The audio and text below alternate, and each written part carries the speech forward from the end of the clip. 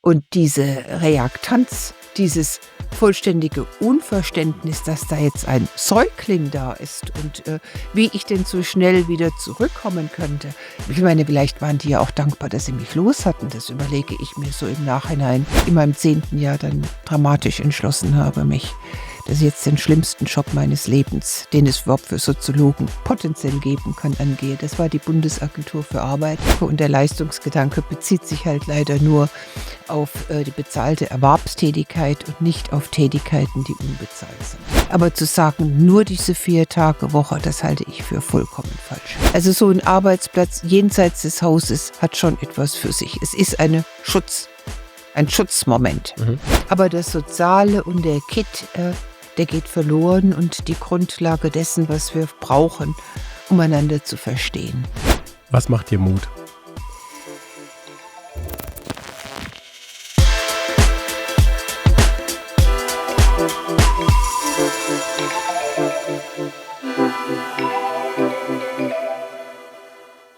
Herzlich willkommen zu Damit die Guten gewinnen, dem Interview-Podcast von ASK.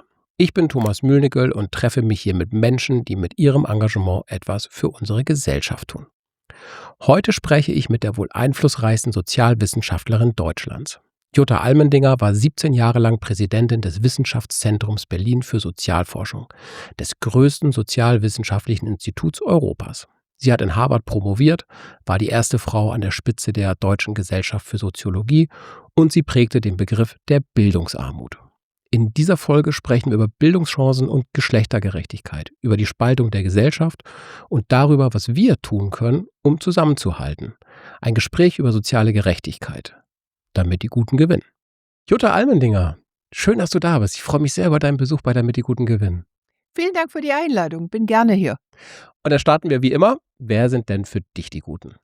Die Guten sind all jene, die jenseits eigener Befindlichkeiten an das große Ganze denken, an den Zusammenhang der Gesellschaft, an die anderen, was Soziales haben. Also die Nicht-Egoisten. Sie können durchaus auch egoistisch sein, aber nicht nur egoistisch. Gefällt mir sehr. Es ist eine gute sozusagen Balance zwischen Egoismus und Altruismus. Das gefällt mir gut. Es lohnt sich doch für uns, mal eine Soziologin an Bord zu haben. Sehr gut. Wenn das die Kennzeichnung einer Soziologin ist, immer gerne. Sehr gut. Jutta, du hast ja einen sehr beeindruckenden Werdegang hinter dir. Du hast lange in den USA studiert, warst sehr lange Chefin des BZB. Was hat dich so sehr an die Soziologie gebracht und auch da gehalten über dein ganzes Berufsleben? Ach, das war eigentlich mein Vater, muss ich sagen. Mein Vater war Architekt, hat viel gebaut und ich überlegte mir immer, wie die Leute, die sich in diesen Häusern dann nachher sozusagen gut oder schlecht tun, wie das abhängig ist von der gebauten Umwelt. Und mein Vater hat mich immer so von früh auf dazu verdonnert, es gab ja dann diese Kunst am Bau, es musste immer ein bestimmter Prozentsatz der ganzen Baukosten für die Kunst am Bau verwendet werden. Und dann sagte er immer, Tochter, was machen wir denn da jetzt? Das fand ich cool, weil ich dachte, das ist genau dieses Element, was Leute dann gegebenenfalls brauchen, um sich wohlzufühlen. Aber es kann ja auf gar keinen Fall das einzige Element sein. Sodass ich zwar mit Architektur kurz begonnen habe, dann aber in die Stadtsoziologie gegangen bin, um rauszubekommen, was Menschen an der gebauten Umwelt schätzen, was sie durch die gebaute Umwelt zusammenbringt, um dann zurückzugehen zur Architektur, das wollte ich ursprünglich, und danach zu bauen. So war auch damals gab es auch noch Diplomarbeiten, ein bisschen aufgestellt über so ein neues Heimatprojekt in der Neckarstadt West in Mannheim, ganz runtergekommen damals. Diesen Weg zurück zur Architektur gab es dann nicht mehr, weil ich wirklich diese ganzen soziologischen Themen letztendlich dann doch spannender fand als die Architektur. Das mit der Architektur bewegt mich immer wieder. Also ich lebe in Hamburg. Und ich merke, dass was da gebaut wird und was da hochgezogen wird, das macht was mit den Leuten vor Ort. Und mit Sicherheit. Ich gebe den Politikerinnen und Politikern, die ich berate, auch immer den Tipp, macht was in eurer Innenstadt, macht was in der Stadt, weil das macht was mit dem Heimatgefühl, das macht was mit den Leuten. Und ich habe endlich jemanden gefunden, der mich darin bestätigt. Und der ist Du. oder die? Ach, das Du. ist ja toll. Also, es hat ja dann lange gedauert, Ja. bis wir dieses nein, das ist natürlich so, die ganze Frage der Plätze. Ich mache ja auch sehr viel Forschung im Moment im Osten Deutschlands und dann sieht man da in Jena, in Gera und wo wir dann immer sind, um mit, den Personen ins Gespräch zu kommen, um Konflikte ja aussprechen zu lassen und dann auch über diese Konflikte zu reden. Da kommen dann ganz oft: „Ja, uns wurde der Platz weggenommen, uns wurde die Bank weggenommen, wo man ohne Konsumpflicht einfach reden konnte. Das ist jetzt alles wunderbar, aber, wir fühlen uns dort nicht mehr in unserer Heimat. Wir Hm. fühlen uns dort nicht mehr wunderbar. Ich brauche Geld, um das zu machen. Und die Person, mit der ich rede, braucht auch Geld. Und, da sieht man, wie, das, sich so kristallisiert. Und das Gleiche ist, wenn ich in Wien bin ich oft, weil ich da im Hochschulrat bin. Da hat man ja auch ganz andere Stadtkonzepte, die, sehr stark gegen so eine Segregation von unterschiedlichen sozialen Gruppen wirken. Und ich genieße das, durch diese Stadtviertel zu gehen und dann Leute zu sehen, von denen ich denke, na ja, sie schwimmen in Geld, aber auch gleichermaßen Leute sehe, wo ich weiß, dass sie Probleme haben, gesundheitlicher Art, dass sie vielleicht eine niedrige Bildung haben. Und alleine dieses Miteinander auch von Personen, die einen anderen kulturellen Hintergrund haben, mit so typisch Österreichern in diesem Fall, tut ja allen gut, weil es Vertrauen erzeugt. Dein Fach befasst sich ja auch sehr viel damit, wie hält eine Gesellschaft zusammen, wie verändert sich eine Gesellschaft. Und es gibt aus deiner Biografie so eine Anekdote, die, nicht witzig ist, aber auch zeigt, wie sich Dinge verändert haben. Du gehst in 'nen Hörsaal mit Kind, mit Baby und wirst von den Leuten ausgebuht. Wann war das und wie Na war ja, das? das war 'n Cultural Clash, das kann man schon so sagen. Ich meine, ich war, nach meinem Studium sehr lange in den USA und das, ist natürlich 'n vollkommen anderes Sozialsystem. Frauen haben da keine Elternzeit, es gibt keine Freistellung, auch für Männer nicht. Das heißt, so retrospektiv war ich natürlich als junge Studentin erst mal vollständig begeistert, dass wesentlich mehr Frauen an diesen Universitäten waren, dass diese Kinder da waren, dass das, was man in Deutschland hat, dass man natürlich die Arbeit nach Hause bringt und zu Hause dann darüber redet: „Oh, das war doch jetzt mal wieder Mist heute“ oder „Das war ganz toll heute“, vollkommen egal. Aber umgekehrt ja, auf der Arbeit relativ wenig über die Familie spricht und die auch nicht sieht. Das ist in den USA an den Universitäten vollkommen anders. Also, ich wurde, von meinem damaligen Supervisor abgeholt. Am ersten Abend war ich schon bei denen eingeladen zum Abendessen.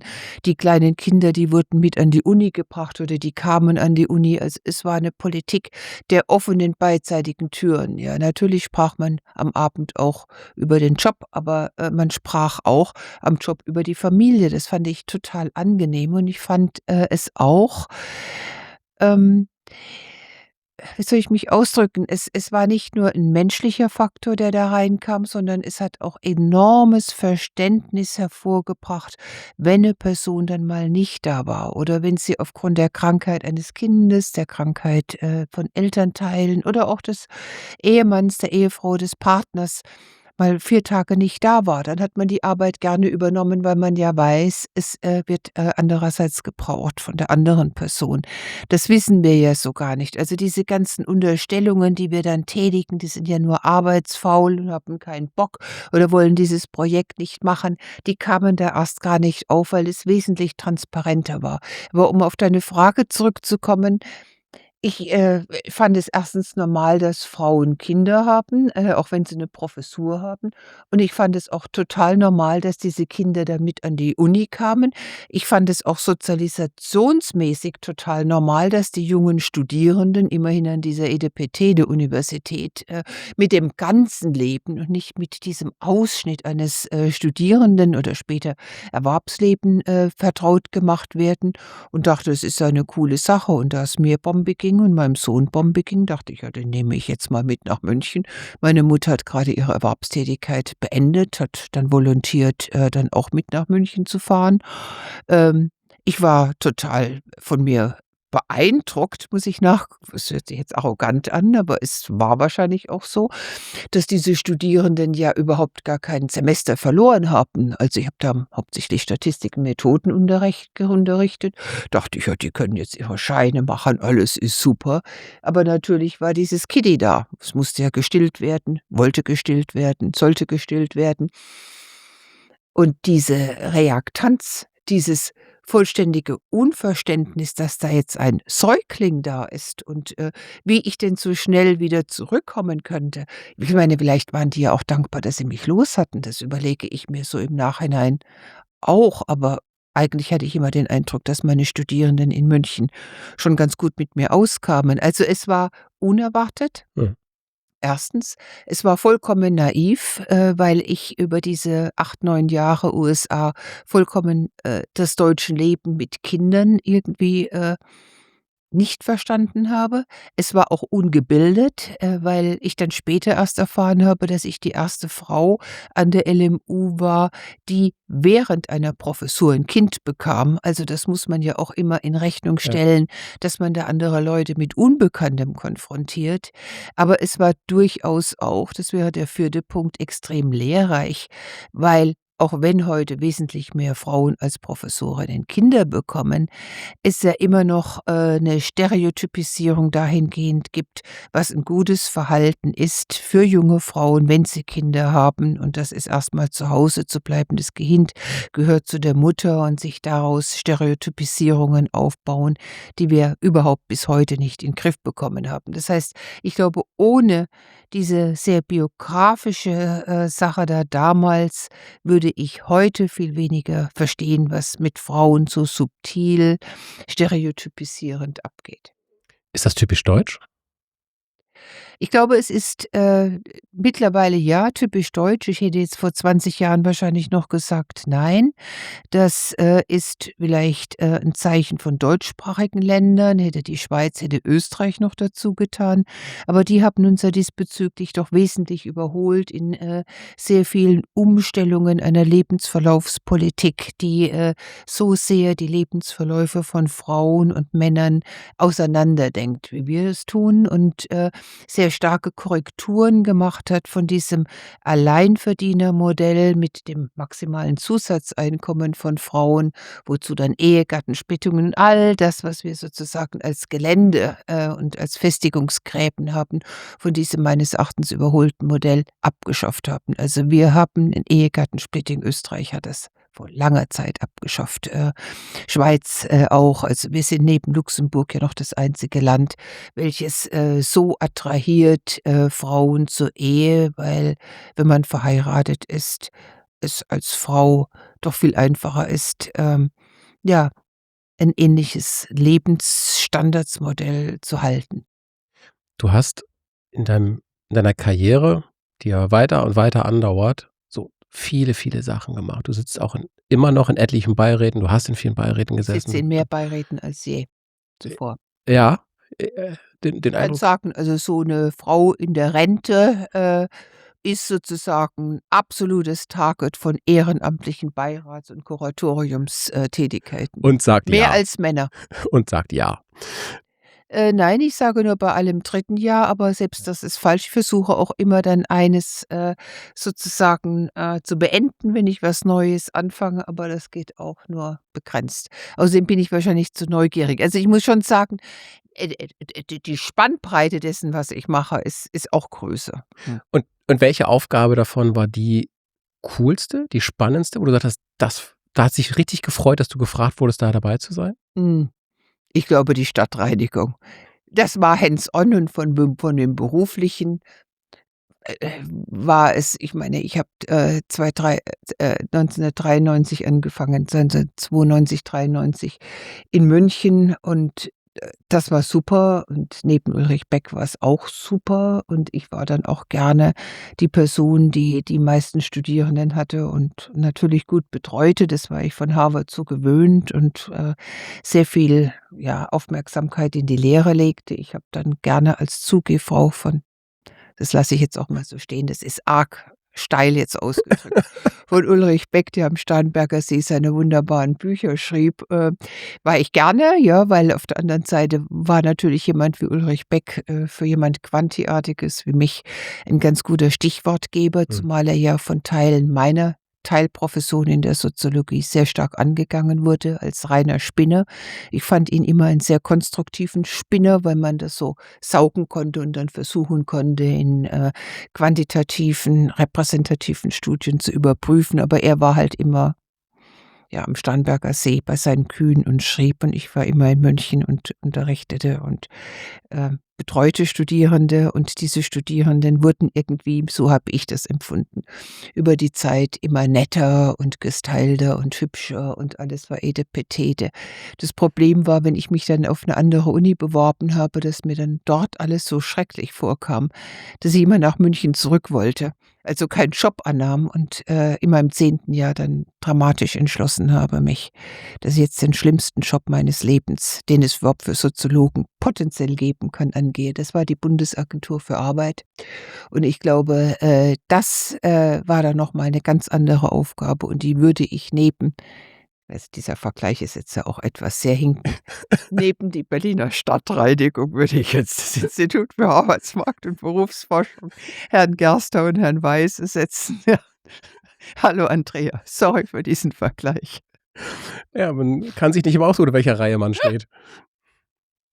Aber Berlin war dann für dich war das 'n Kulturschock, nach Berlin zu kommen? Ich wollte ja gar Von nicht nach München nach Berlin. Ich Berlin? wollte, in Nürnberg war ich. Ich war ja die Bundesagentur ist bekanntlich in Nürnberg und das Institut auch. Ich war, 4 Jahre in Nürnberg und, Herr Schröder hat mir hier einen ungemeinen Gefallen getan, weil dieses Institut ja plötzlich zur Armutsforschung umgestellt wurde mit den Hartz, Reformen. Das war genau die Zeit. Das heißt, ich bekam ein weiteres Jahr der Befreiung meiner Lehrtätigkeit und, sonstigen Tätigkeiten an der Universität München, durfte ein Jahr länger das IAB machen, aber, leider wurden diese 4 Jahre, dann nicht, ja, ausgedehnt, oder umgewandelt, dazu, dass ich 'n universitären Lehrstuhl und gleichermaßen 'n Institut leiten dürfte. Das war ja meine damalige Vorstellung und es war wahrscheinlich auch bis heute, muss ich sagen, 'n nachhaltiger Schock, dass mir das nicht gelungen ist, mit der Aussage, dass ich ja 'ne Frau sei und Herr Sinn könnte ja sein Institut und seinen Lehrstuhl haben, aber bei mir sei das alles zu viel. Und, dadurch bin ich halt nicht nach München zurück. Ich konnte aber auch das IAB nicht machen, weil zumindest damals, das ist bei Herrn Fitzenberger jetzt heute mit Sicherheit anders, aber damals brauchte ich tatsächlich 'ne starke, 'ne große Universität, wo ich jederzeit sagen konnte, wenn bestimmte, Forschungsergebnisse nicht publiziert werden können, weil sie gegen die Geschäftspolitik, verstoßen haben oder was heißt verstoßen, nicht in die Richtung der Geschäftspolitik der Bundesagentur, gingen, dass sie nicht veröffentlicht werden. Und, diesen Joker habe ich schon zweimal im Jahr eingesetzt, wenn man dann gesagt hätte: „Na, dann gehe ich halt an die Universität Nürnberg zurück.“ Oder das hätte ja gar nicht geholfen. Aber München war gut, hatte ein gewisses Drohpotenzial und insofern konnte ich dann weder den IAB-Job weitermachen, noch konnte ich, den München-Job weitermachen, den wollte ich nicht weitermachen und war virtuell, habe ich mich da, glaube ich, selbst arbeitslos gemacht, aber es war glücklicherweise nur eine sekundenhafte Arbeitslosigkeit, weil dann, Angebote kamen. In, Berlin war ich gar nicht auf Platz 1, weil da die Aussage kam, es sind ja jetzt 10 Männer an der Spitze, also ob ich das denn wirklich gewuppt bekäme als Frau, da Leitung zu zeigen, was ich etwas, also zunächst mal war es nur kurze Zeit, nachdem man mir nicht die Leitung von einem Institut und einem Lehrstuhl in München sagte, weil ich 'ne Frau bin. Dann kurze Zeit später kam das wieder: „'Ne Frau kann Männer nicht führen.“ Ähm, gut. Das habe ich sozusagen abgelegt, aber der Erstplatzierte hat nicht angenommen. Das war der Grund. Aber ich habe es gemacht und dank Lord Dahrendorf habe ich auch das schwierige erste Jahr gut überstanden. Und alle anderen 16 Jahre waren großartig. Es gab natürlich hier und da konflikthafte Beziehungen, aber die waren auch nach Dahrendorf immer fruchtbar. Aber das erste Jahr war hart. Also, ich habe dir jetzt die ersten 18 Minuten unseres Gesprächs zugehört. Und jetzt rede ich zu viel. Nein, überhaupt nicht. Mach bitte genauso weiter. Ich liebe das. Aber du hast in der Zeit ich glaube, jetzt 5 oder 6 Mal im Nebensatz erwähnt, dass dir das passiert ist, worüber du auch in der Forschung so oft geschrieben hast, dass du als Frau zurückgesetzt wurdest, dass es Vorbehalte gab, du kannst das nicht, das ist zu hart, das ist zu viel. Und das klingt, wenn du es gerade so erzählst, klingt das, als würdest du aus den 60ern erzählen. Tust du aber gar nicht. Du erzählst von Zeiten, die 15, 20, 25 Jahre her sind. Haben die da alle noch so getickt? Na ja, ich hatte das erste, was ich erzählte, weil ich darauf angesprochen wurde, wie das, in der Akzeptanz meines Säuglingssohnes, in München war, schon dargelegt, dass sich, vieles sehr, sehr langsam ändert Hm. beziehungsweise kaum geändert hat. Was sich geändert hat, ist, dass man das mir heute so nicht mehr sagen würde. Man würde mir heute andere Gründe sagen, warum es nicht geht, ein Institut und 'n Lehrstuhl, zusammenzuführen mit einem Abstand von 1 Stunde des ICE zwischen München und Nürnberg. Man würde heute mit Sicherheit mir nicht mehr sagen, dass man mir wenig zutraut, 10 Männer zu führen. Da muss ich jetzt retrospektiv sagen, wir sind von der guten in 'ne schlechte Welt gekommen, weil ich das lieber gesagt bekomme. Damit kann ich besser umgehen, als wenn man irgendwelche andere Gründe vorschiebt, weil es, sozial nicht akzeptabel ist, die tatsächlichen Gründe zu sagen. Ja, also das empfinde ich Mhm. persönlich als Rückschritt. Ich kam mit diesen anderen Begründungen, die fand ich unmöglich, aber ich kam damit besser zurecht, weil, es 'ne ehrliche Formulierung der tatsächlich dahinterliegenden Entscheidungsprozesse war. Das glaube ich. Ich glaube nicht, dass das vorgeschoben war. Ich glaube keine Sekunde, dass man mir sagen würde: „Na ja, dafür, dass Sie nur 'n Tag Zeit hatten, sich auf das WZB zu bewerben, war das ja ordentlich, aber“ das hätte man gar nicht gebraucht. Man hätte sagen können: „Im Vergleich zu dem anderen Kandidaten, den ich sehr gut kenne, äh, sind Sie einfach zu weit weg vom WZB.“ Das wäre ja was anderes gewesen. Und diese Mhm. Ehrlichkeit, die vermisse ich und die macht natürlich Veränderungen schwer. Also, wenn alle Männer sagen, sie würden natürlich am liebsten, in Kindererziehungszeiten gehen, sich das hälftig teilen und so etwas. Ja, so what, dann ist ja nur noch die Frage, warum machen sie es nicht? Aber dann kann man nicht an den Individuen ansetzen, weil die's ja alle wollen. Mhm. Ja, und alle wollen natürlich Frauen in Führungspositionen und das macht das, schwierig. Das war damals, glaube ich, 'n bisschen einfacher. So, Also, ich verstehe gerade, früher haben sie gesagt, was sie gedacht haben. ja, Heute denken sie noch das Gleiche, sagen es aber anders, weil es so smarter sehe ich ist. das, ja. Gibt es denn einen tatsächlichen Fortschritt in diesem Weg oder sind wir da eher kontinuierlich unterwegs? Ich weiß nicht, was tatsächlicher Fortschritt versus kontinuierlich heißt. Also, disruptiv, wenn das tatsächlich heißen soll, sind wir nicht, in keiner Weise. Es gibt, kontinuierliche Fortschritte, die sehr, sehr langsam sind, und die sich, tatsächlich entwickelt haben aus, äh doch, hm, sehr ernst gemeinten Verfügungen, sowohl was jetzt, wissenschaftliche Einrichtungen betrifft. Die DFG hat dann tatsächlich Professuren nur für Frauen eingerichtet. Professurenprogramme, Führungspositionsgesetz 1, Führungspositionsgesetz 2, Quotierungen und so weiter und so fort. Das waren ganz, ganz wichtige, Dinge und die hat es gebraucht, um tatsächlich einen Unterschied zu machen. Insofern, ist die institutionelle Normierung, viel stärker als das, was sich meines Erachtens auf natürliche Weise verändert hätte, zumal schon damals 92 es ja nicht so war, dass, es zu wenige Frauen gegeben hätte, die im Prinzip für eine Professur geeignet gewesen wäre. Ein Standardargument, was wir heute noch haben. Du beschreibst ja 4 Gaps, die es zwischen Männern und Frauen gibt. Das ist das Pay Gap, Care Gap, Position Gap und Pension Gap. Kann man feststellen, welches das gibt es ein ursächliches oder ein schlimmstes Gap, das den Rest mit beeinflusst oder sind die alle 4 Also, gleichgewichtet? deine letzte Anmerkung, dass das eine die anderen beeinflusst, würde ich sehr hochziehen. Mhm. Also, dadurch, dass sie so stark miteinander zusammenhängen, ist das jetzt für mich schwierig, aber ich würde schon, sagen und es ergibt auch die Forschung, dass die unterschiedliche Arbeitsteilung zwischen Männern und Frauen, das Momentum sind, welches andere, Gaps sozusagen ins Schwingen bringt. Und ich, rede ja eigentlich jetzt wenig von oder mein Arbeitsbegriff ist ein anderer als jener, der als Erwerbstätigkeitsbegriff verkürzend meistens benutzt wird. Ich rede von Tätigkeiten. Aber wenn wir die Tätigkeiten in unbezahlte Tätigkeiten von Frauen und bezahlte Tätigkeiten von Männern aufteilen, dann führt es natürlich selbstverständlich dazu, dass Frauen vielleicht zu verdienen, aber die Hauptaufgabe nach wie vor die Betreuung von Kindern, von Älteren, des Ehrenamtes, der gesellschaftlichen Kohäsion ist, die unbezahlt ist und die davon entweder vom Staat oder von der Ehe subventioniert werden muss.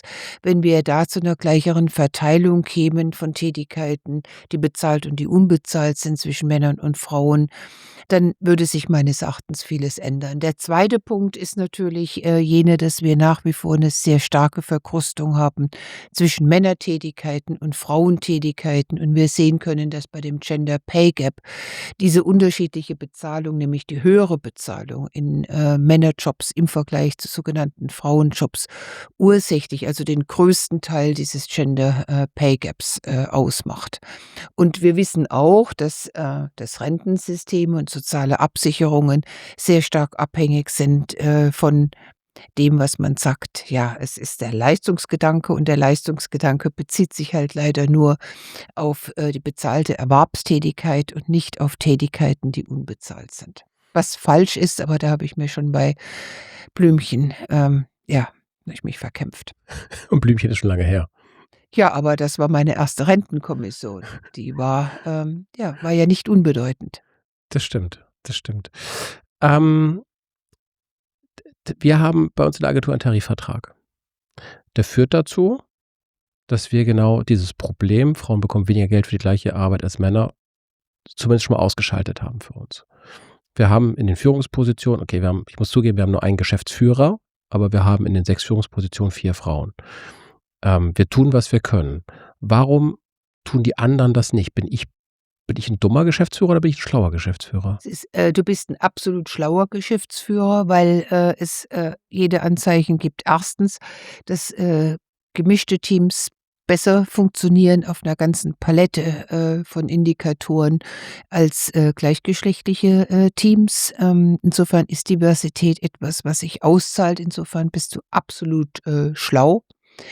Äh, und wahrscheinlich ist der zweite Punkt des Schlauseins darin, dass man natürlich viele Situationen auch ausgleichen kann durch Programme wie Shared Leadership. Ja, und das ist etwas, was auch für die Führenden, also nicht nur für die Mitarbeiter, sondern auch für die Führenden absolut gut ist. Ich habe das mal damals für die Landeshauptstadt München gemacht, so ein Modell. Und auch da ist es eigentlich sehr, sehr gut evaluiert worden, weil es ein nachhaltigeres Konzept ist. Es nimmt ein bisschen so die Druckphasen von beiden raus. Es ist gesünder, es ist ein kreativeres Konzept. Warum sich das nicht mehr ausbreitet, dafür kann ich überhaupt gar keine Antwort finden. Es ist auch nicht teurer als andere Konzepte, aber es gibt da sehr viel und wir reden ja vielleicht nachher noch mal um diese Frage: „Was ist eine gute Arbeitszeit?“ Mhm. Da zahlt es natürlich auch ein und wir reden vielleicht noch über neue Generationen. Da ist natürlich auch dieser Moment der Nachhaltigkeit und der Moment: „Was kann ich jetzt tun?“ Also, soll ich jetzt mich überarbeiten und dann nachher im Rentnerbus Reisen machen und so etwas ja auch zentral. Also, du bist von meiner Seite her ein hervorragender Geschäftsführer. Das, dieses Video hänge ich mir jetzt zu Hause an die Wand. Na ja, noch besser wäre es natürlich, wenn man da so Wellenwirkungen produzieren könnte, weil ja eher der Trend wieder zurückgeht und alle Volkswirtschaftler im Moment sagen, wir müssen Vollzeit erwerbstätig das ganze Leben sein, egal wer es ist, sobald wir im erwerbsfähigen Alter sind. Jetzt kommt übrigens der Witz, weil ich wirklich stinksauer bin, kann ich dir das auch im Podcast erzählen. Wir haben seit 9 Jahren diesen Tarifvertrag.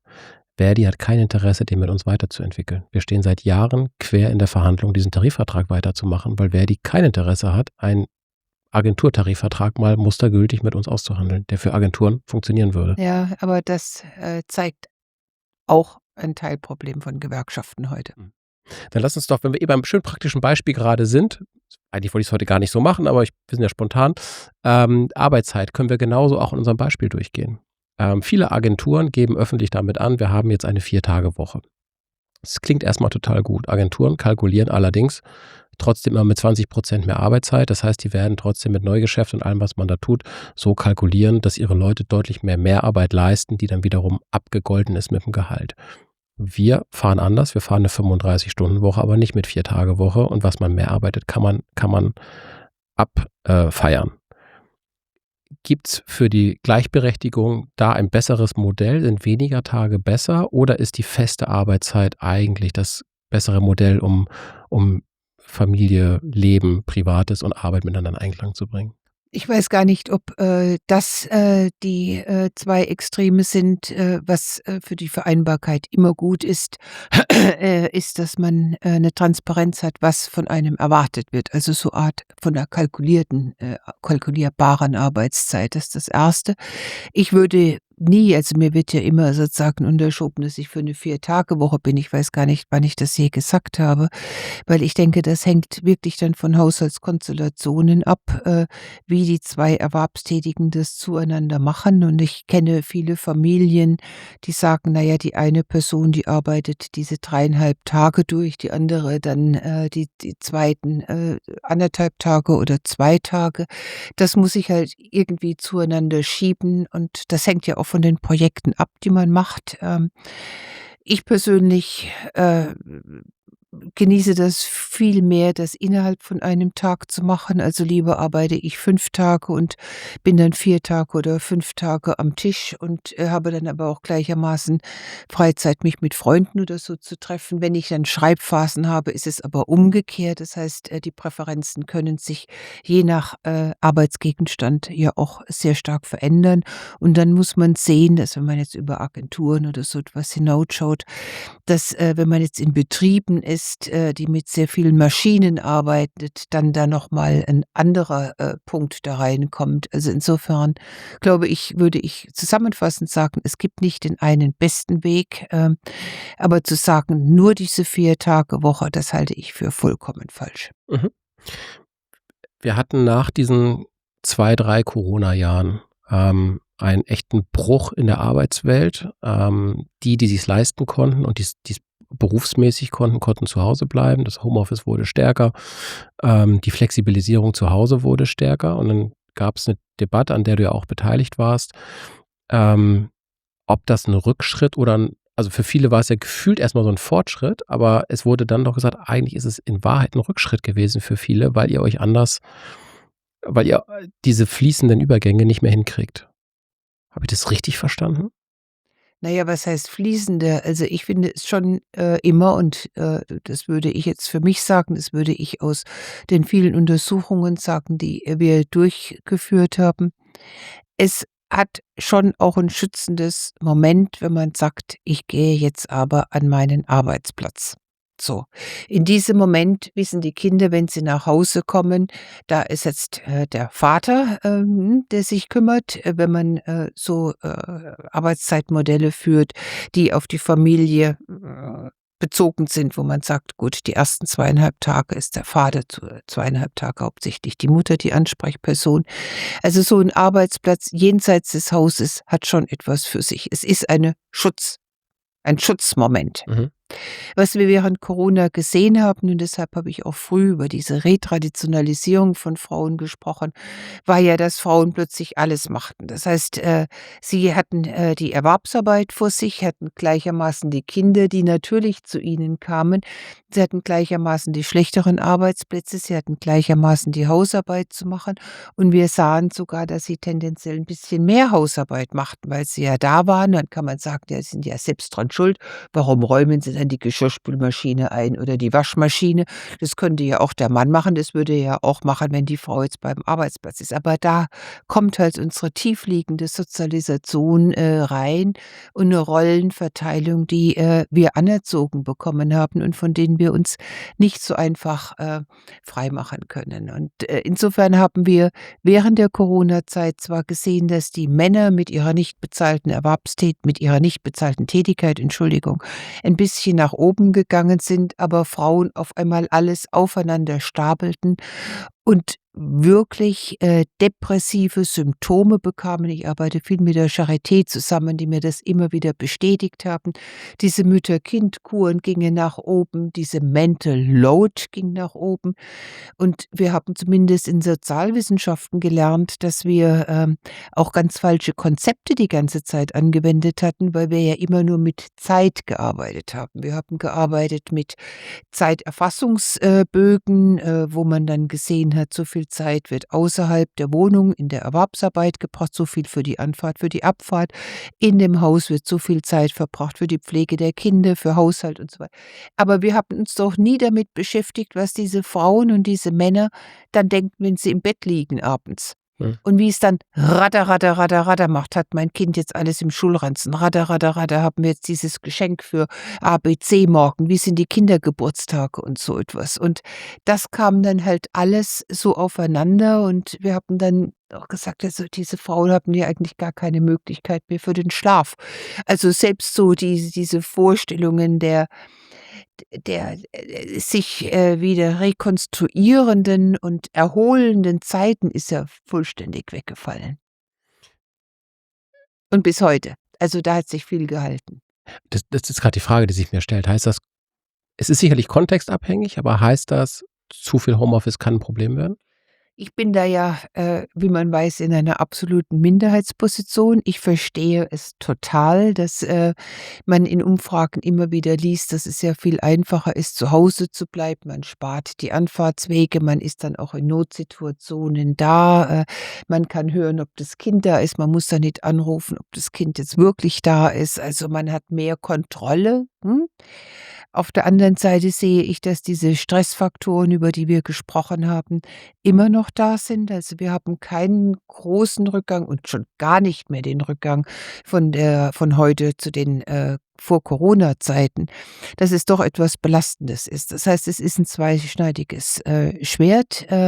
Es führt auch dazu, dass wir eine der ganz, ganz großen Bereiche, wo wir noch andere Leute getroffen haben, wo wir noch andere Leute sehen konnten, wie sie so ticken, was sie tun, wo wir Vertrauen aufbauen konnten, verloren haben. Ja, und, das macht mir sehr schwer zu schaffen. Also, wenn wir heute reden darüber, ja, wo ist denn Engagement, wo ist denn Vertrauen, wo ist denn Respekt, so glaube ich wirklich, dass wir das systematisch verlernen, weil wir in diesem kleinen Bereich der Familie, dieses kleinen Wir sind, weil wir gerade noch Freundschaften irgendwie pflegen. Wir bauen im Übrigen keine neuen Freundschaften auf als substituierendes Moment, dass wir alte verlieren Mhm. am Arbeitsplatz. Wir, begeben uns weniger in fremde Welten, als wir uns beim Arbeitsplatz begegnet haben. Und wenn ich darüber rede, meine ich nicht, dass wir am Arbeitsplatz da Good Friends mit Leuten waren, aber wir haben die gesehen. Wir konnten ganz unterschiedliche Lebensentwürfe sehen. Wir konnten ganz unterschiedliche Gestalten sehen, die unterschiedliche Ansichten hatten. Das geht ja auf Zoom vollständig verloren. Sie arbeiten über die Arbeit, sie reden darüber, sie, fassen sich kurz, effizient, deshalb sind ja auch die ganzen Effektivitäts- und Effizienzmaße nach oben und auch die Produktivitätsmaße, alle sagen, sind jetzt viel produktiver und so etwas. Aber das Soziale und der Kitt, der geht verloren und die Grundlage dessen, was wir brauchen, um einander zu verstehen. Und deshalb mache ich mir da große Sorgen. Das eine ist ein individuelles Ding, das andere ist, was daraus eigentlich gesellschaftlich folgt, zumal es ja parallel damit einhergeht, dass sich diese einzelnen Kieze, wir sind jetzt in Berlin, weiter zusammenziehen und immer homogener werden, zumal es damit einhergeht, dass, auch die Heiraten immer homogener werden. Also, es ist ja nicht mehr so, um jetzt 'n abgedroschenes Beispiel zu nehmen, dass der Arzt die Krankenschwester heiratet, die sind da gar nicht mehr dran interessiert oder die Mhm. Krankenschwester den Arzt, sondern es bleibt in der gleichen Schicht und damit kommt ja dann, zustande, dass wir dieses unglaubliche Auseinandergehen von Einkommen, von Vermögen haben. Also, es haben ja dann sozusagen Kinder verpartnerschaftlichen, wenn sie dann beide 2 Häuser erben. Dann haben sich 4 Häuser zusammen, die sie also, es ist ganz dramatisch, finde ich, was abgeht und von daher brauchen wir auch aus diesem Grund so etwas wie 'n korrektiven Faktor, der dann, um auf das Beginn des Gespräches zurückzukommen, es kann natürlich durch 'n Städtebau erfolgen, muss. Es kann durch neue dritte Plätze, wie man so schön sagt, erfolgen. Es kann durch Coworking Spaces erfolgen. Aber wir brauchen ein funktionales Äquivalent zu 'nem Arbeitsplatz, jenseits jetzt dieser psychologischen Belastungsmomente. Ähm, Dieses Bilden von Blasen, was wir im Digitalen in den letzten Jahren viel besprochen haben. Jeder bildet seine Bubble, in der man sich gegenseitig bestätigt, aber man kommt da nicht mehr drüber hinaus. Das Gleiche hast du jetzt ja auch gerade beschrieben für den Ort, wo wir leben, für die Menschen, die wir heiraten, für die Freundschaften, die wir uns schaffen. Und wir kommen über sogenannte Schichten ja nicht mehr hinaus. Wir kommen kaum noch in andere Milieus. Was ist der Weg, das wieder hinzukriegen? Ja, ich bin mir gar nicht sicher. Also, es ist schon richtig von der Beobachtung, die du geschildert hast, dass man, früher immer, das Internet und dieses und die sozialen Medien als was angesehen hat, was diese, Blasen da bilden. Neuere Untersuchungen zeigen ja, dass es eigentlich weniger der Fall ist, weil man so viel hin und her dopst, dass die Wahrscheinlichkeit, dass man ganz unterschiedliche Meinungen entdeckt, wahrscheinlich sogar größer ist Mhm. als in den alten Zeiten, wo man, nur eine Zeitung gelesen hat und da viel stärker drin war. Also, da gibt es Fragezeichen. Bei dem anderen, was ich sagte, dass man viel seltener auf Fremde trifft und, das schon gar nicht mehr gewohnt ist, mit anderen zu sprechen, was ein bisschen dann natürlich auch damit zu tun hat, dass die Leute in der Straßenbahn nicht mehr also, ich meine, wenn ich Zeitung lese, dann gucke ich ab und zu nach oben oder ich kriege also, früher war das bei mir so, dass man dann sagt: „Ach, kann ich diesen Artikel dann auch mal haben?“ Auf dem Handy kann mich das kein Mensch fragen, die Mhm. sehen ja gar nicht, was ich lese. Also, die Interaktionszeiten in Straßenbahnen oder in Zügen und so etwas hat massiv abgenommen und ich wollte ja immer das habe ich, oft mit Sigrid Nikutta und mit anderen da diskutiert, dass man nicht nur 'n Ruheraum in Zügen braucht, sondern auch 'n Begegnungsraum, weil natürlich auch diese Ruheräume, so angenehm sie sind, aber sie bieten ja gar keine Anhaltspunkte mehr, mit jemand anderem ins Gespräch zu kommen. Also, bevor es diese Ruhe ich fahre extrem viel Zug. Bevor wir diese Ruheräume hatten, wurde ich schon ab und zu mal so, am Arm: „Ach, das ist doch interessant, können wir mal da drüber reden? Ach, das ist ja interessant, was Sie da machen“ und so. Ich fahre auch sehr viel Bahn, Hamburg, Berlin. Ich fahre irgendwie für, ich glaube, 42.000 € im Jahr hin und her mit der Bahn im Jahr.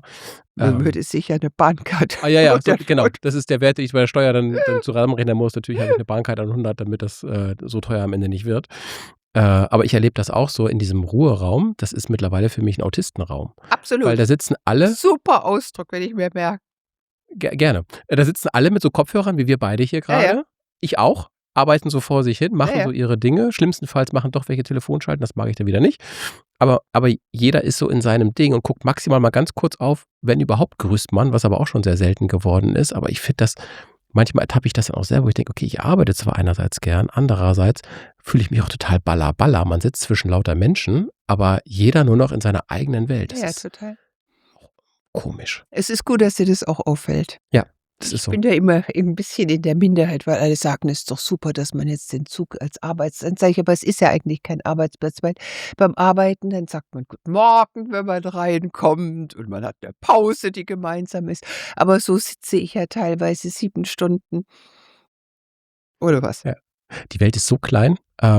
Ich habe noch einen zweiten Podcast, einen Wein-Podcast, ein Unterhaltungsformat. Da war Sigrid Nikutta neulich hier zu Gast mit Publikum. So die Welt ist wirklich klein. Über Wein Über Wein. hat sie gesprochen? Ja, Ach, ist ja 'ne gute Freundin von mir. Wir haben noch nie über Wein ja, gesprochen. sie hat Silvana mitgebracht. Gut. Das war sehr unterhaltsam. Sehr witzige Folge. Falls du gerne über Wein sprechen willst, kannst du auch da Ich gerne noch höre mal mir das hinkommen. sofort an von Sigrid. Ja, perfekt. Kannst du mir kurz 5 Sätze vervollständigen? Sure. In der Öffentlichkeit beeindruckt mich derzeit. Oh, dass Diskussionen wieder aufbrechen, die wir dringend brauchen. Also, wenn ich an, die Frage von Erbschaftssteuer, Vermögenssteuer, denke, Einkommensteuer, die sind, mehr als notwendig. Da gehen wir gleich noch mal drauf ein. Über Deutschland denke ich. Dass es sich gut entwickelt hat und, dass wir, langsam ever so slowly zu Diskussionsformaten kommen, die nicht nur lamoyant und, das Alte sozusagen wieder herwünschen, sondern langsam ja Visionen einer guten neuen Gesellschaft andenken. Wir sollten mehr Wert legen auf. Da bin ich sehr konservativ auf Etikette, auf Anstand des Miteinander Umgehens und, auf, ja, Ehrlichkeit in dem, was wir sagen, nicht nur auf Statthalterprozesse. Der nachfolgenden Generation rate ich. Ach, so zu bleiben, wie sie ist. Sie ist wunderbar. Morgen wird besser als heute, weil. Weil wir aus dem Gestern gelernt haben. Du bist 'ne Maschinenpistole. Ich habe selten 'n Gast gehabt, der so schnell auf alle Fragen geantwortet hat. Hm. Weißt du, was ich grad Das spannend fand? wurde mir schon öfters gesagt, ja. Ich hatte selten eine so breite, Range in der Antworten auf diese Fragen, weil du einerseits sehr progressiv am Anfang reagiert hast aufs Thema Vermögensteuer, Erbschaftssteuer und Vermögensverteilung und andererseits bei den Werten gesagt hast: „Das sehe ich konservativ.“ Ich weiß nicht, ob ich das akzeptieren würde. Ich weiß nicht, ob 'n anständiges Miteinander und, Respekt, und sozusagen Meinungsfreiheit und Konflikt austragen in ordentlicher Art und Weise retro ist. Ne, es sind Basics, die zu oft verloren gegangen Finde ich sind. auch. Vermögenssteuer, Erbschaftssteuer, Vermögensverteilung im Land. Die 2 reichsten Deutschen haben in etwa so viel wie die 50% unten. Da könnte man relativ schnell zu dem Schluss kommen, das kann nicht richtig sein.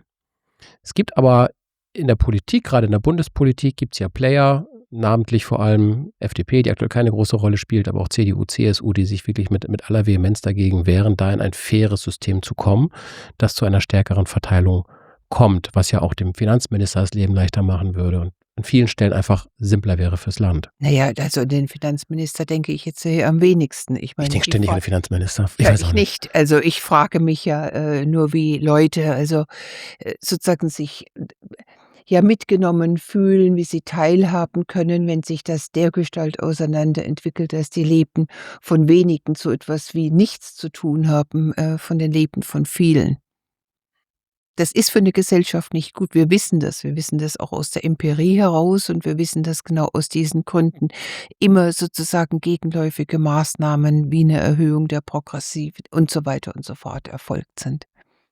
Wir laufen doch damit auch Gefahr, in so 'n System nicht komplett, aber zumindest was diese Vermögensverteilung zu laufen, wie die USA das haben, wo die Reichen super wenig Steuern zahlen und mit dem Geld machen können, was sie wollen. Das kann doch nicht das Ziel so eines Landes wie Deutschland sein, oder? Ich finde das fast noch 'n Euphemismus, ehrlicherweise, wenn ich die Studien mir anschaue. Teilweise habe ich sie auch selbst gemacht. Von den USA habe ich in den USA schon 'ne größere Offenheit, nach oben zu kommen. Diese Offenheit habe ich in so 'nem Zertifikatswesen wie Deutschland, viel weniger. Insofern, ist das in den USA nicht nur 'n leeres Versprechen mit dem Tellerwäscher, der dann zum Millionär wird. Wir haben ja viele Beispiele dafür. In Deutschland ist es tatsächlich nach wie vor die Ausnahme und es wird immer mehr die Ausnahme, weil sozusagen dieses Vererben von den Eltern, viele macht es ja auch 'n bisschen träge, Mhm. und, viele, ja, schreckt das auch ab. Es gibt jetzt 'ne Studie des Wissenschaftszentrums, die 'n bisschen das anders, argumentiert. Die zeigt, na ja, also man hat ja immer den Blick, nach oben, aber die Empirie und das erklärt, warum der Unmut noch relativ contained ist. Also, das ist noch nicht die, es gibt ja nicht die Gelbwesten, die jetzt auf die Straße gehen. Also, es gibt ja kaum Sozialkämpfe, im Moment, aber ich befürchte wirklich, dass das eher so 'n Kastensystem, gibt, welches wir ja doch hoffentlich überwunden hatten. Aber warum lassen die Leute das so lange mit sich machen? Weil sie, eingesponnen werden in diese Fiktion, dass sie mit eigenen Mitteln dieser unerfreulichen finanziellen Lage oder Bildungslage oder sonst irgendwas entkommen können, weil sie sich's zu eigen machen, das sich selbst zuzuschreiben, dass sie versagt haben im Bildungssystem. Sie machen sich überhaupt nicht klar, dass irgendwie alle zu versagen scheinen, so klug wie sie auch sind, wenn sie nicht aus den entsprechenden Elternhäusern kommen. Also, das ist 'n ganz, fieser psychologischer Trick, das auf die Leute zurückzuspielen und zu sagen: „Ja, du willst ja nicht arbeiten, du willst ja nicht in der Schule gut sein, du willst ja kein Abi machen, ja, du strengst dich nicht genug an.“ Also, diese Zuschreibungen, die wir in so vielen Bereichen haben, die haben schon auch ihre Wirksamkeit. Ist dann auch die Kommunikation, von Friedrich Merz, geht die auch in die Richtung von: „Ihr müsst alle mehr arbeiten und ihr wollt ja nicht so richtig und ihr strengt euch nicht genug an?“ Das klingt jetzt grade sehr nach dem auch. Na ja, also, arbeiten sagt er, aber unter Arbeiten muss ich jetzt mal präzisieren, meint er ja, erwerbstätig zu sein, also entlohnt, zu arbeiten. Das ist ja noch mal 'ne ganz andere, Frage, die du jetzt da aufmachst, weil ich das ja als solches totalen Quatsch finde, weil ich überhaupt nicht weiß, wie 'ne Gesellschaft funktionieren kann, wo alle, die in 'nem erwerbsfähigen Alter sind, Vollzeit erwerbstätig sind. Also, ich kann mir weder 'ne Gesellschaft mit Kindern noch mit zunehmend älteren Personen vorstellen, die auf dieser Basis funktionieren könnte. Wir hatten auch noch nie so 'ne Gesellschaft. Auch die DDR hatte nicht so 'ne Mhm. Gesellschaft. Insofern, finde ich das, auch jenseits der Funktionsfähigkeiten einer Gesellschaft, was da gesagt wird.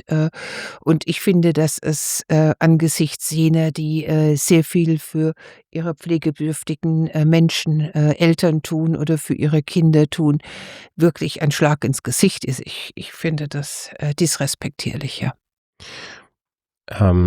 Lass uns mal über Vertrauen sprechen. Vertrauen als der Kitt der Gesellschaft. Ist wie ist das Vertrauen der Menschen in den Staat eigentlich verloren gegangen?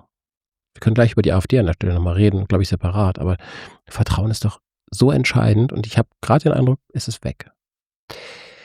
Ähm Ja, es kommt ja immer drauf an, über welche Achsen des Vertrauens man spricht. Ich würde das so allgemein, wie du das jetzt formuliert hast, gar nicht unterstützen können. Also, Vertrauen in viele Bereiche ist ja nach wie vor da. Toi, toi, toi, in meiner Profession ist dieses Vertrauen wieder auf Vor-Corona-Stand oder sogar noch höher. Also, wir haben das relativ gut hingekriegt, aus Corona auch insofern zu lernen, als dass wir sagen: „Leutchen, wir sind nicht da, um Politik zu machen. Die Wissenschaft, falsifiziert sich, das ist das, ja. Also, sie sagt nicht, das ist richtig, sondern das ist momentan unser Stand. Das hätten wir noch besser machen können, überhaupt gar keine Frage, aber wir haben das doch ein bisschen, glaube ich, zumindest aufgearbeitet und arbeiten es weiter auf. Wir sehen auch, dass, in viele andere Bereiche unserer Institutionen eigentlich das Vertrauen noch einigermaßen da ist, in das Bundesverfassungsgericht beispielsweise. Was wirklich schlimm ist, ist das Vertrauen in die Politik. Und, das Vertrauen in die Politik, ist natürlich, dann zunichte, wenn wir Parteiprogramme haben, und ja, dem nicht mehr trauen können. Also, wenn wir, 'ne Partei wählen, unter bestimmten Versprechungen wählen und die nicht eingehalten werden, ohne zu erklären, warum sie nicht eingehalten werden. Für Vertrauen ist auch Gift, dass man diese offenen Schaukämpfe sieht, dieses Anfeinden und dieses Anfauchen, welches wir ja immer wieder sehen. Für die Vertrauensfrage ist es auch schlecht, dass Medien sozusagen auf diese, ja, Nebenschauplätze und Statthalterkämpfe so stark gehen und nicht fordern, dass man doch mal die Hauptlinien bespricht. Für Vertrauen ist auch schlecht, dass man so wenig weiß über die Personen, die arm sind, die Probleme haben mit ihrem Leben aus ganz unterschiedlichen Gründen.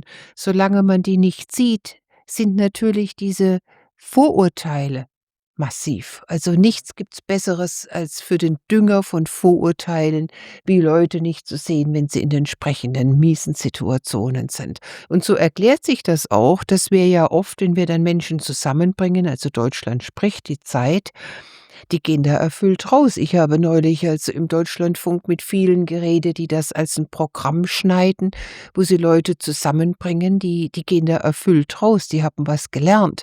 Also, in dem Moment, wo man sich sieht, wo man sich austauscht, wo man dann denkt: „Ja, also, die Person ist ja überhaupt nicht so, wie man denkt, dass Mhm. sie ist.“ Deshalb ist auch diese Begegnung unterschiedlicher sozialer Kreise, wie schon Georg Simmel und andere sagten, so essenziell wichtig. Und deshalb mache ich mir auch so Sorgen, um zurückzukommen zum Homeoffice, ja, oder zu der Segregation unserer Städte oder aus den Parteiaustritten von wahrscheinlich allen Parteien bis auf die Linke. Mhm. Das ist alles nicht gut. Auch der Rückgang von Gewerkschaftsmitgliedschaften, das sind alles so oder bei mir war es der Religionsunterricht, wo ich's erste Mal gesehen habe, dass Leute ja ganz anders sind, ja. Das ist auch ein Grund, warum ich, so für dieses, ja, verpflichtende soziale Jahr bin, weil es natürlich Leute zusammenbringt aus unterschiedlichen Schichten. Wir kommen zusammen. Wir brauchen Gemeinschaft. Wir haben uns individualisiert über die letzten, ich weiß nicht, 30 Jahre. Ich kann's zeitlich nicht Ja, wir einschätzen. wurden das auch. Genau. Also, das ist ja jetzt nicht nur so, dass die Leute sagten: „Wir wollen das jetzt“, sondern es gibt ganz, ganz viele Maßnahmen, die dazu geführt haben. Und durch diesen Trend wurden wir so vulnerabel als Gesellschaft, dass dieses populistische Gift so eindringen Meines konnte? Erachtens ja, weil man nur noch sich sieht. Also, auf die Frage: „Was ist denn sind die Guten?“, habe ich ja nicht umsonst geantwortet. Es sind diejenigen, die jenseits, des eigenen Tellerrandes noch das große Ganze sehen und auch, die Auswirkungen des eigenen Verhaltens auf andere. Diese Schiene ist verloren gegangen. Das heißt, wer was für die Gemeinschaft, für die Gesellschaft, für die Demokratie tun will, muss jetzt nicht zwingend selber in die Politik gehen, aber es würde helfen, in mehr Gemeinschaften reinzugehen, in den Club, in den Verein, ins Ehrenamt, sich zu engagieren, mehr Leute zu treffen. Das kann uns wieder resilienter machen. Ehrlicherweise würde es schon nutzen, wenn man, mal in die Knei also, wenn Personen, was weiß ich, aus Charlottenburg in die Kneipen, in Kreuzberg gehen würden. Mhm. Ja, oder umgekehrt. Oder wenn viel, mehr junge Personen auch was mit Alten machen würden. Also, oder wenn man, das muss nicht unbedingt alles sozusagen 'ne, ja, fixierte ehrenamtliche Tätigkeit oder so etwas sein. Insofern ist für mich, da ist mein Elternhaus natürlich auch noch da immer da, finde ich, dass dieser Wohnungsbau so extrem wichtig ist und diese Durchmischung von sozialem Wohnungsbau und, dann hochpreisigem Wohnungsbau. Das kann man ja alles erstellen und man kann es erbauen. Das ist ja die positive Sache von dem Ganzen. Es ist ja nicht naturgegeben. Schotten hoch, durchlässig sein, hab keine Angst vor anderen Leuten. Na ja, wir können's ja zeigen. Barcelona ist ein schönes Beispiel, auch Wien 'n bisschen mit diesen Städten der 10 Minuten. Die flechten sozusagen das Soziale in, Wohnungsbauprogramme mit ein und das ist absolut hilfreich. Jutta, ich habe noch 3 Fragen an dich. Sure. Was war der beste Rat, den du jemals bekommen hast?